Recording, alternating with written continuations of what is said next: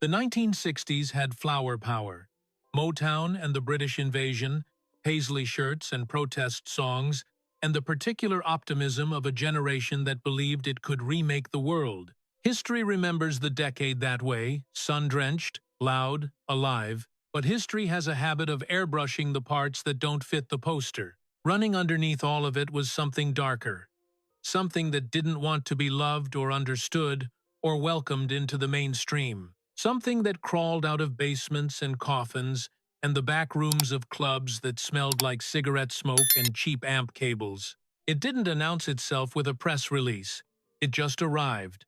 And once you heard it, it didn't leave. 13 bands, 13 different flavors of wrong. Some performed inside coffins. Some wore Dracula capes to school, and somehow still ended up on the Billboard Hot 100. Some recorded black masses and sold them in record stores until the stores pulled them from the shelves. Some just sounded like a nightmare you couldn't shake, the kind that follows you into the morning and sits in the corner of the room while you eat breakfast. These are the bands the decade tried to look away from. These are the ones that stuck anyway.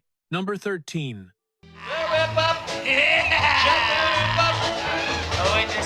David Such showed up to his own shows inside a coffin in 1960.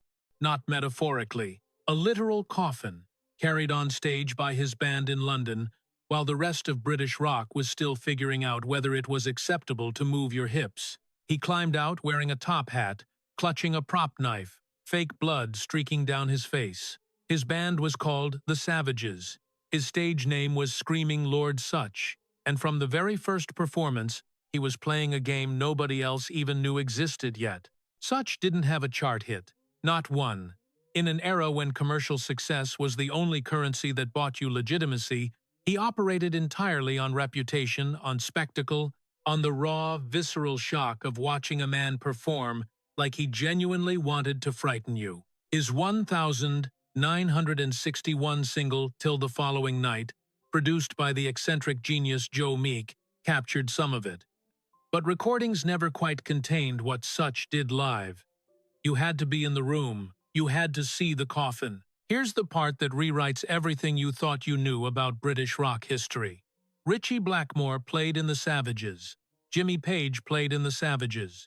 Keith Moon played in The Savages. The future architects of Deep Purple, Led Zeppelin, and the Who, three of the most consequential bands in rock history, all served time backing up a man who clawed his way out of a prop coffin with fake blood on his face. That's not a footnote. That's a foundation. The entire theatrical tradition of British hard rock runs directly through one man who never sold a single record in significant numbers. Alice Cooper acknowledged Such openly, not as a vague influence but as the direct source. Before Cooper built the guillotines and the stage blood and the shock rock spectacle that defined the 1970s, there was Screaming Lord Such, doing it in 1960, in London, inside a coffin, to an audience of confused teenagers who had never seen anything like it. When Such died in 1999, the tributes poured in from every corner of the rock world. Not because he sold records, because he invented a language. The genre's theatrical tradition didn't evolve from nowhere. It started here. Number 12. In 1967, Arthur Brown walked onto a stage in London wearing a floor-length robe, his face painted in black and white, and a metal helmet on his head that was actively on fire. Not decoratively on fire, not theatrically suggested on fire, on fire. He opened his mouth and what came out sounded less like singing and more like a transmission from somewhere you didn't want to visit. The song was called Fire, and before a single word left his throat, the room already understood it wasn't a metaphor. Brown had studied philosophy before music, which tells you something about the gap between what he was doing and what everyone else was doing. This wasn't performance for its own sake. It was a fully constructed confrontation with the audience, with the idea of what a rock show was supposed to be, with the entire comfortable notion that music should make you feel good. The crazy world of Arthur Brown's 1968 debut album carried Fire to #1 in the UK and #2 in the United States. A song built on a pulsing organ groove and Brown's operatic shriek, a sound that had no predecessor and no obvious successor reached the top of the charts in 2 countries. Parents heard it come out of the radio and went still. The screaming was wrong.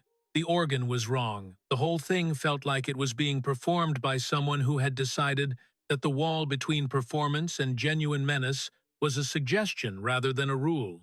Alice Cooper, years later, described watching Brown perform as experiencing all of his Halloweens arriving simultaneously. That's the sentence. That's the whole review. The crazy world of Arthur Brown didn't just push the boundaries of rock theater, it obliterated them, set the rubble on fire, and sang about it. Number 11. Austin, Texas, 1965. A band called the 13th Floor Elevators picked a name that contained a number most buildings refuse to use because the 13th floor doesn't officially exist, and therefore anything that happens there is outside the rules. That wasn't accidental. Nothing about the 13th Floor Elevators was accidental. They were the first band to publicly describe their own music as psychedelic. In 1966, that word still carried the weight of a warning label. It didn't mean tie-dye and peace signs yet. It meant something was being altered. Something was being broken open. The Texas Department of Public Safety agreed they kept active files on the band, surveilled their movements, and harassed them with the specific institutional contempt that authorities reserve for things they genuinely fear, rather than things they simply disapprove of. At the center of it was Roky Erickson, a vocalist whose range ran from ecstatic to genuinely frightening, sometimes within the same song, sometimes within the same line. The band's sound electric jug, fuzzed guitar, sheets of reverb, had a paranoid druggy quality that felt less like music made for dancing and more like music made for surviving something. Their 1966 debut album, The Psychedelic Sounds of the 13th Floor Elevators, hit teenagers like a transmission from a frequency their parents couldn't access, which was exactly the point. Then the state of Texas caught up with Erickson in 1969 on a marijuana possession charge. Facing prison, he pleaded not guilty by reason of insanity. He was committed to Rusk State Hospital for 3 years. After his release, his music grew darker, still songs about zombies, demons, alien beings, the internal landscape of a mind that had been through something the rest of us couldn't map. He kept recording, kept performing, kept reaching. He died in 2019, finally recognized as the foundational figure he always was.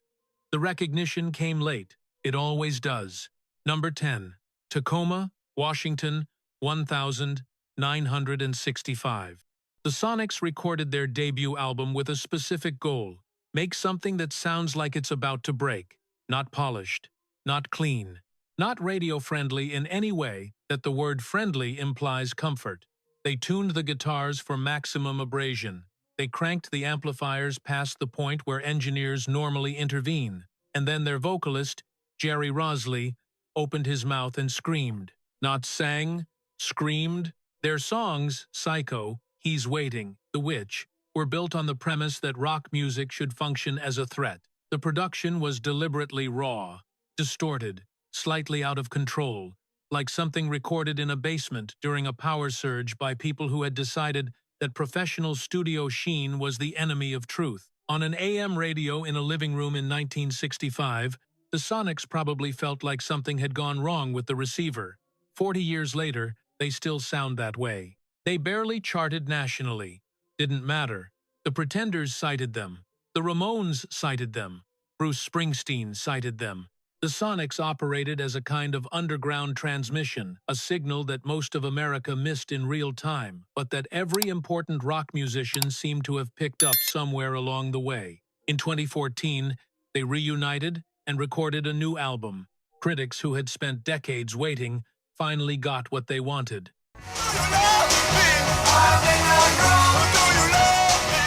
That question repeated, urgent, slightly unhinged lands like a demand rather than a plea.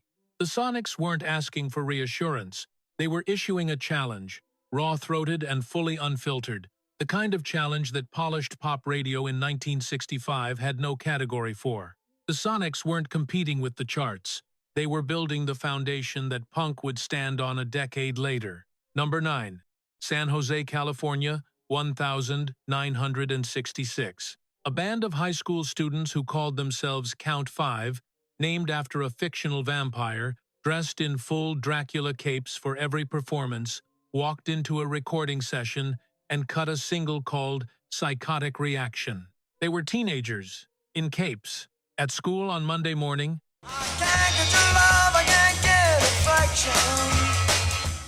that lurching, jagged opening riff announced something that had no right to exist on the Billboard Hot 100.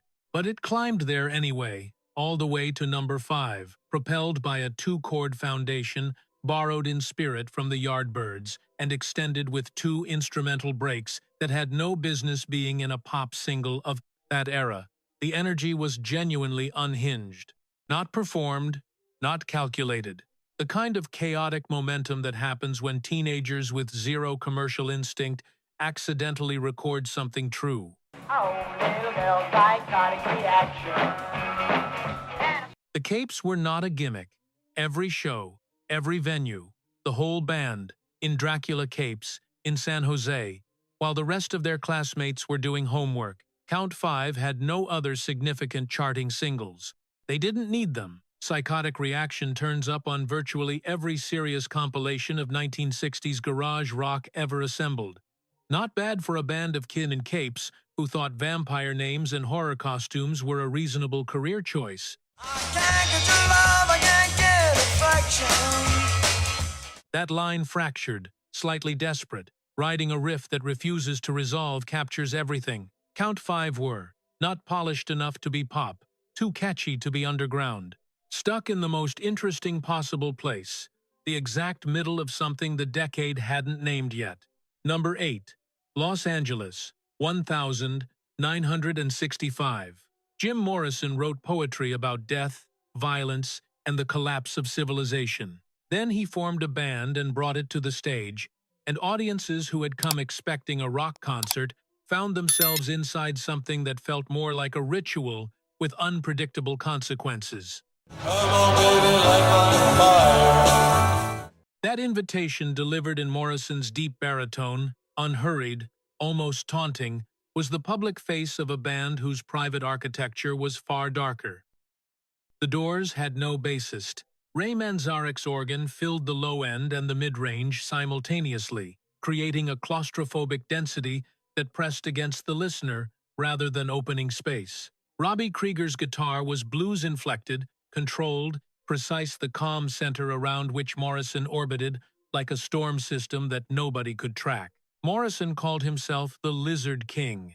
He was arrested on stage in New Haven, Connecticut in December 1967, believed to be the first arrest of a rock performer during an actual concert. Charged with obscenity and profanity following a 1969 show in Miami, he carried those charges with him until his death in Paris in July 1971 at age 27. Promoters across the country grew nervous booking the band. Nobody knew what Morrison would do. Neither, possibly, did Morrison. The Doors sold over 100 million records worldwide. Their 5 studio albums, from the self-titled 1967 debut through Morrison Hotel in 1970, remain among the most analyzed bodies of work in American rock history. They also remain the band most likely to make a parent look up from whatever they were doing and say, "Turn that off," which was, from the beginning, entirely the point. Number 7. Los Angeles, 1965. Sky Saxon dressed like a prince from a science fiction film and sang with an urgency that didn't suggest performance. It suggested that something was genuinely wrong, and the music was the only available response. Pushing too hard on me. The Seeds built their sound on deliberate primitiveness, 2 chords, relentless organ, and Saxon howling something that existed in the unstable territory between singing and speaking in tongues. Their 1965 debut single, Pushing Too Hard, climbed to number 36 on the Billboard Hot 100. Not a smash, but enough to make them visible. Enough to make parents uncomfortable in Southern California living rooms where the radio sat on the kitchen counter and the volume wasn't low enough. Live my life. That line, simple, declarative, slightly menacing in Saxon's delivery, was the Seeds' entire philosophy compressed into 9 words.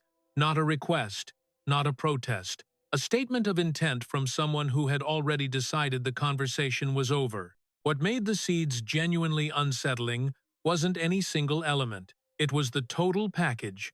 Saxon's hollow-cheeked intensity on stage, the band's refusal to sand down their rough edges, the deliberately alien quality of their whole presentation. They didn't feel like a rock group. They felt like visitors from somewhere unpleasant who had learned enough of our customs to pass. Back to back, those 2 fragments land like a door slamming twice. The Seeds recorded 4 studio albums between 1966 and 1968. Each one drifting slightly further from conventional structure. They were enormous in Southern California and barely known anywhere else. Saxon continued performing under various names until his death in 2009, never fully emerging from the strange twilight world the Seeds had built around themselves in 1965. He didn't want to emerge. That world was the point. Number 6. Los Angeles, 1965. The Electric Prunes had one of the best band names in rock history, a name that made no logical sense and therefore made complete emotional sense for what they actually did. You heard the name and assumed the music was strange. That assumption was correct. That opening line, disoriented, slightly lost, delivered over a swirling guitar introduction that sounded wrong in a way that felt right, announced the Electric Prunes to American radio in 1967. I Had Too Much to Dream Last Night peaked at number 11 on the Billboard Hot 100. It was subsequently included on Nuggets, the legendary 1972 compilation that codified what garage rock meant as a genre and introduced an entire generation of punk musicians to the decade's underground. The song's feedback-heavy, reverb-soaked production had a dreamlike menace that the title promised, and the music delivered. Those 3 lines, taken together, sketch the interior of a mind that has been somewhere it can't fully describe and is now trying to navigate back to reality without a map. The Electric Prunes were signed to Reprise Records, Frank Sinatra's label, which seems like the most unlikely institutional home for a band making sounds like this. Sinatra ran a tight, professional operation built on polish and precision. The Electric Prunes sounded like they had deliberately unplugged the polish and fed the cord into the reverb unit. Whatever the label's strategy was, it produced something nobody expected. Their later output grew stranger still, culminating in a 1968 album of psychedelic mass music recorded for the Catholic market, Mass in F minor, which may be the single most improbable creative decision in garage rock history. The original lineup had largely dissolved by then. The name remained. The strangeness was the point. Number 5. Chicago, 1967. Coven didn't perform in Dracula capes or use prop coffins or rely on theatrical distance to keep the horror at arm's length. Coven performed in robes, surrounded by inverted crosses and satanic ritual imagery, and vocalist Jinx Dawson maintained years later, without apparent irony, that the occult elements were not theater. They were sincere. Their 1969 debut album was called Witchcraft Destroys Minds and Reaps Souls. The title alone pulled it from shelves in several markets. The album closed with a 13-minute Black Mass, complete with ritual invocations. The original liner notes included specific instructions for performing a satanic ritual at home. This was not a marketing strategy. This was a statement of intent from a band that had decided shock was insufficient. They wanted something that went all the way through. Coven triggered genuine moral panic more than a decade before the satanic panic of the 1980s made that kind of controversy routine. They did it without the infrastructure of the later backlash. No congressional hearings, no parental advisory stickers, no organized opposition, just a record that terrified people, sold enough copies to be noticed, and then disappeared from shelves by institutional reflex.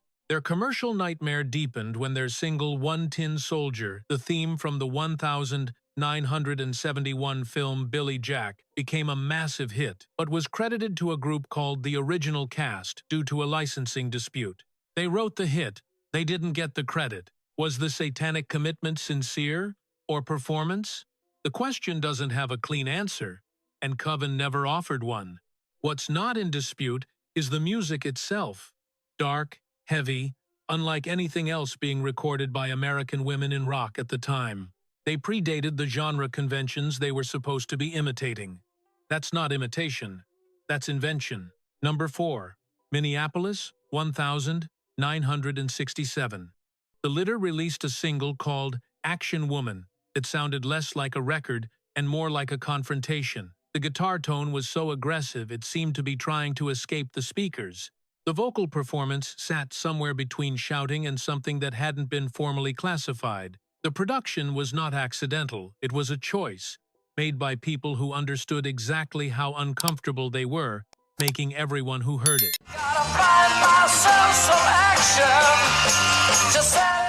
That line, delivered with the kind of urgency that suggests the speaker has already decided the answer and is just alerting the room, captures what made the Litter genuinely frightening to anyone expecting garage rock to stay polite. They barely charted nationally. In Minneapolis in 1967, they were enormous. Everywhere else, they were a secret. The Litter represents something important about the geography of 1960s rock.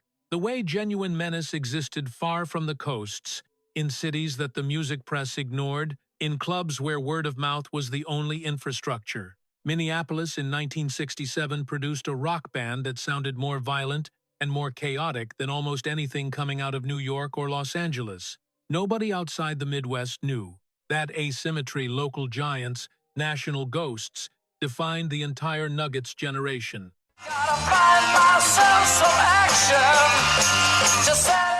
That repetition, the same line, stripped of the verb that framed it as a goal and redelivered as a fait accompli, is the Litter in miniature, not searching, already there.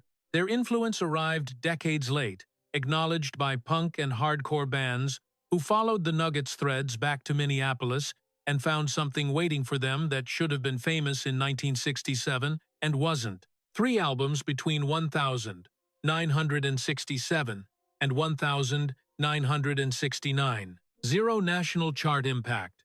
40 years to get out. Some secrets are worth the wait. Number 3. San Francisco, 1965. While Jefferson Airplane were building utopian sound worlds, and the Grateful Dead were inventing a new relationship between a band and its audience, another band was operating in the same city, playing the same clubs, and sounding like something had just gone suddenly wrong with reality. The Mystery Trend were not the San Francisco sound, they were its shadow. Johnny was a good boy, did what he should, boy, just wouldn't. That lyric, the ambiguity of the final word hanging in the air, refusing to complete itself, is the Mystery Trend compressed into a single line. A good boy who did what he should but just wouldn't. Wouldn't what? The song doesn't say. The silence where the answer should be is more unsettling than any answer could have been. This was the band's method. The minor key, the unresolved moment, the feeling that something was being withheld from you on purpose. Active from 1965 to 1969, the Mystery Trend released only a handful of singles and never recorded a proper album during their active years, which is why they remain obscure outside of dedicated collectors. There simply isn't enough material for the casual listener to find them. But the recordings that survive have a darkness and unease that holds up across decades. Their version of what San Francisco rock could be shadowy and unsettling rather than expansive and luminous is a complete portrait of a road the decade chose not to take. Johnny was a good boy, did what he should, boy, just wouldn't. Heard again, that line lands differently. The first time, it's an introduction. The second time, it's an indictment. The Mystery Trend were the counterpoint to the Summer of Love that the Summer of Love never wanted. They were there first, playing the same Haight-Ashbury clubs, offering a version of San Francisco that didn't involve flowers or collective euphoria or the dawning of the age of Aquarius. just minor keys and the specific anxiety of a city that was about to be mythologized before anyone could stop it. Guitarist Ron Nagel later became a successful songwriter and ceramics artist, a creative biography so perfectly suited to someone who spent the late 1960s making music that unsettled people at Haight-Ashbury that it almost seems scripted. Almost. Number 2. London, 1963. Phil May walked into his first shows with his hair longer than anyone else in British rock, not slightly longer. Conspicuously, confrontationally longer, long enough that the BBC banned the Pretty Things from broadcasting, and New Zealand refused to let them enter the country when they toured. In 1964, British rock had already upset a generation of parents. The Pretty Things decided that wasn't far enough. They had set out, from the very beginning, to be more dangerous than the Rolling Stones. In 1964, that was a meaningful ambition. The Stones were already the dangerous alternative to the Beatles' rough, where the Beatles were charming, surly, where the Beatles were accessible. The Pretty Things looked at the Stones and saw a ceiling they intended to put their fist through. Midnight, midnight six, midnight six. That title chant, repetitive, slightly hypnotic, delivered with a rawness that the Stones' studio polish would have sanded away, comes from the 1965 single Midnight to Six Man, as ferocious as anything the British scene produced in that decade. Their early material hit harder and faster than most of their British invasion contemporaries. They didn't compromise for radio, they didn't soften for television. Venues that booked them wrote the name down and then thought about it for several days. By the late 1960s, they had moved into psychedelia, producing the 1968 album SF Sorrow, widely considered the first rock concept album, predating The Who's Tommy by a full year. It told the story of a man's entire life, from birth to death, across a seamless sequence of songs, dark, strange, unlike anything that had been attempted before it. The Pretty Things never achieved the commercial success of the Rolling Stones or The Who, but they had a reputation, particularly in their early years, as the band you genuinely didn't want to upset. Some bands court danger. The Pretty Things inhabited it. Number 1. San Jose, California, 1965. Dave Aguilar stood at the front of the Chocolate Watch Band and performed with the kind of presence that made audiences uncertain whether he was acting or genuinely unsettled about something. That uncertainty was not a flaw in the performance. It was the performance. The ambiguity between real and theatrical distress was exactly the edge the band lived on, and they never stepped back from it. The Chocolate Watch Band combined raw garage rock, psychedelia, and what can only be described as a general air of sullen menace into something that made them one of the most distinctive acts in the California underground. They appeared in the 1967 exploitation film Riot on Sunset Strip, a low-budget panic piece designed to show parents exactly what they feared was happening to their children, and their presence in it was more than incidental. They looked and sounded the part without having to try. Hollywood needed a band that represented a specific kind of danger.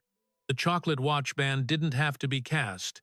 They just had to show up. They also appeared in the 1967 film The Love-Ins, cementing the idea that the film industry had decided they embodied something particular, not just rebellion, but a specific variety of it, the kind that didn't want to be understood, or explained, or given a redemptive arc. Their recordings, Let's Talk About Girls, Are You Gonna Be There?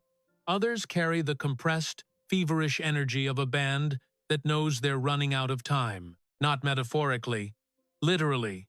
They broke up in 1970. Their records went out of print. Then the 1980s and 1990s arrived. The garage rock revival returned attention to the entire Nuggets generation, and the Chocolate Watch Band were rediscovered by people who hadn't been born when the band was active. Once found, they tended to stay found.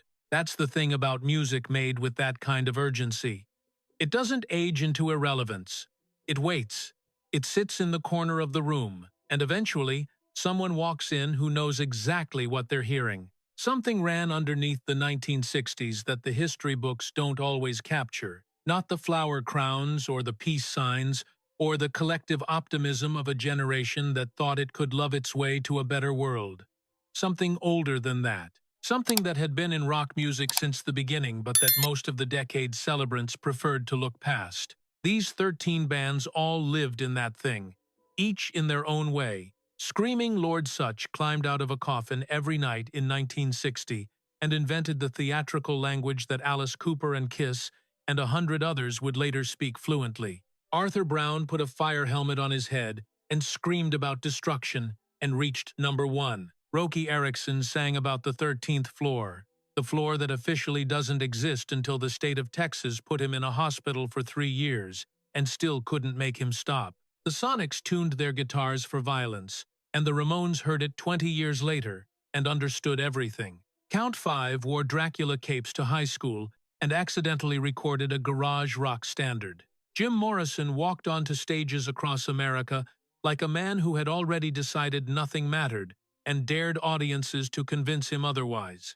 The Seeds, the Electric Prunes, Coven, The Litter, The Mystery Trend, The Pretty Things, The Chocolate Watch Band, different cities, different sounds, different species of strange, but all of them understood something that the polished pop of the era never grasped.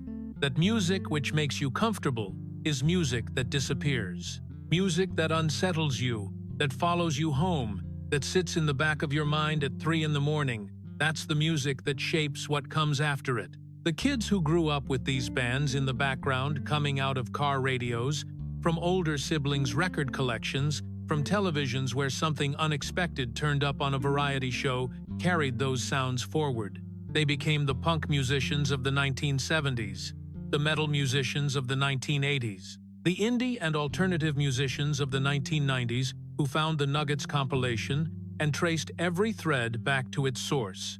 The coffins and the fire helmets, the Dracula capes and the screaming. It wasn't theater, it wasn't eccentricity for its own sake. It was the sound of the decade pushing against its own edges, refusing the boundaries that the mainstream kept trying to draw around it.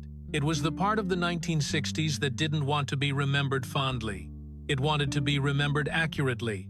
There's a difference. The history of rock doesn't run cleanly through the hits.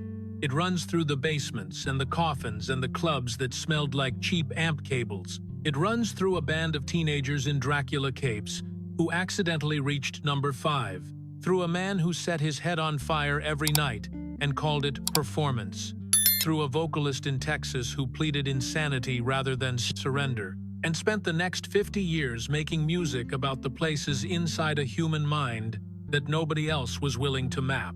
These bands didn't just influence what came after them, they made it possible. The darkness they dragged into the light of the 1960s didn't go anywhere. It became the foundation. Everything built on top of it, the shock rock, the punk fury, the garage revival, the indie underground, rests on what these 13 bands refused to make comfortable or safe or polite. They were the sound the decade tried to drown out.